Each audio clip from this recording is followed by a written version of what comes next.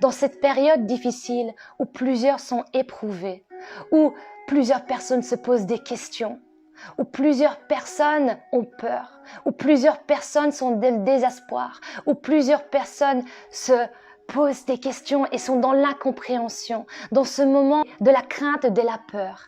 J'aimerais te dire une parole d'espoir. Jésus est là. Il est présent.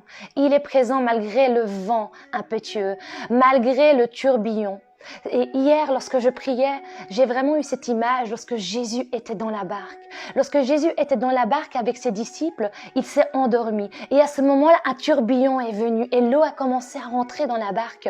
Et les disciples se sont rapprochés de Jésus. Elles l'ont réveillé en disant « Maître, Maître, nous sommes en train de périr, aide-nous » À ce moment-là, Jésus s'est levé tout simplement et il a ordonné à l'eau, il a ordonné au tourbillon, au vent impétueux de se calmer et de se taire. Et ce qui s'est passé, le calme est revenu. Vous voyez, nous pouvons passer par des moments difficiles où nous ne comprenons pas, où les questions sont là.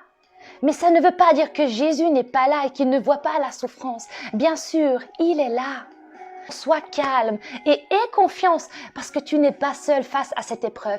Bien sûr, nous devons faire attention, nous devons être sages, ne pas sortir écouter les autorités. Alors que nous puissions tout simplement nous lever. N'attendons pas que quelqu'un de notre entourage soit impacté par ce virus, mais levons-nous dans la prière, levons-nous comme des sentinelles qui prient, comme des sentinelles qui se lèvent à la brèche pour un peuple qui en a besoin. Soyons la lumière qui encourage, qui console, qui fortifie. Prenons l'autorité que Dieu nous a donnée contre les flèches de la mort, parce que Dieu est avec nous. Lorsque Pierre était dans la prison, nous voyons que l'Église priait constamment pour lui. Nous voyons que l'Église intercédait pour Pierre. Et à un moment donné, lorsque Pierre était dans la prison, un ange est venu et les chaînes de Pierre sont tombées. Et la prison s'est ouverte. Et vous voyez, la prière a une grande puissance, elle a une grande efficacité. Si nous prions, Dieu est capable de faire au-delà. Alors levons-nous dans la prière, au lieu d'avoir peur, levons-nous dans la prière pour nos frères, pour nos sœurs, pour ceux qui connaissent Christ et ceux qui ne connaissent pas. Et soyons des flambeaux qui se lèvent dans la prière, dans l'intercession, dans l'encouragement. Et tout comme Pierre, il est sorti de cette prison et les chaînes sont tombées. Parce que il y avait des personnes qui priaient. Et aujourd'hui, je proclame que le chaîne de la maladie, le chaîne des virus tombe parce que Dieu est au-delà de toutes choses. Que toutes les personnes qui ont des virus puissent être libérées par le nom puissant de Jésus-Christ. Seigneur, tu es celui qui guérit, tu es celui qui fortifie, tu es celui qui encourage. Seigneur, nous prions pour tous nos frères et sœurs qui sont maintenant dans un état critique dans les hôpitaux. Merci Seigneur de les guérir. Merci de les encourager parce que nous savons que tu es celui qui délivre. Et tout comme les chaînes de pierre qui sont tombées lorsqu'il était dans la prison, tu as envoyé un ange. Tu le feras de même, Seigneur, pour ceux qui sont malades. Merci, Seigneur, de nous encourager. Merci de nous fortifier parce que tu es avec nous et nous te faisons confiance. Et nous n'avons pas à rougir ni à craindre parce que tu es là et tu veilles sur la situation et tu calmes la tempête, Seigneur. Je vous encourage tout simplement à prier.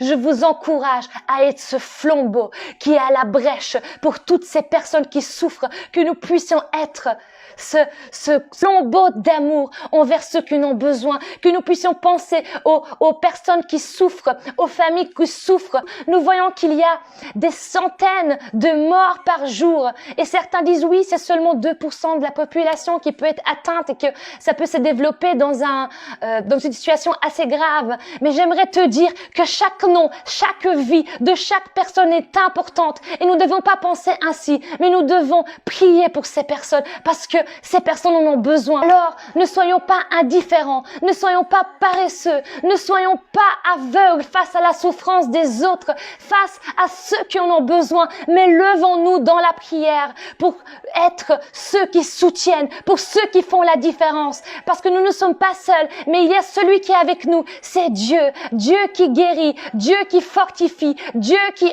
encourage. Que je suis faible, c'est là que je suis fort.